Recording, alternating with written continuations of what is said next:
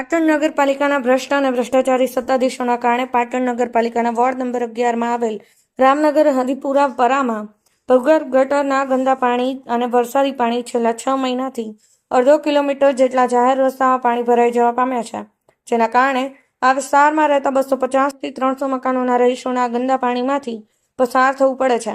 સ્કૂલમાં જતા નાના ભૂલકાઓને પણ આ ગંદા પાણીમાંથી પસાર થવું પડે છે. આમાં પારાવાર ગંદકીનું સામ્રાજ્ય થયેલું છે. આ વિસ્તારના લોકોને ગંદા પાણીમાંથી સતત નીકળવાના કારણે લોકોના પગે ચામડીના રોગ પણ થયેલ છે.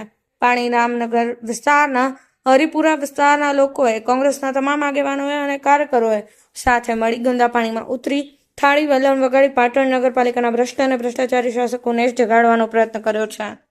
આ ગરીબ અને મધ્યમ વર્ગના વિસ્તારના લોકોને ઝડપથી આ સમસ્યામાંથી ઉગારવામાં આવે તેવી માંગણી કરી છે. આ સમયે કોંગ્રેસ જિલ્લા પ્રમુખ ગેમલભાઈ દેસાઈ, પાટણ શહેર કોંગ્રેસ પ્રમુખ દીપકભાઈ પટેલ, સ્થાનિક કોંગ્રેસના આગેવાન હરગોવનભાઈ પરમાર, જગાજી ઠાકુર, પૂર્વ કોર્પોરેટર હંસાબેન પરમાર, દિનેશભાઈ ભીલ, ભાગ્યેશભાઈ પ્રજાપતિ, પૂર્વ કોર્પોરેટર મુમતાઝબેન, મધુભાઈ પટેલ જેવા અનેક આગેવાન કાર્યકરો હાજર રહ્યા હતા. Rajubhai D Patel, Patan news 24.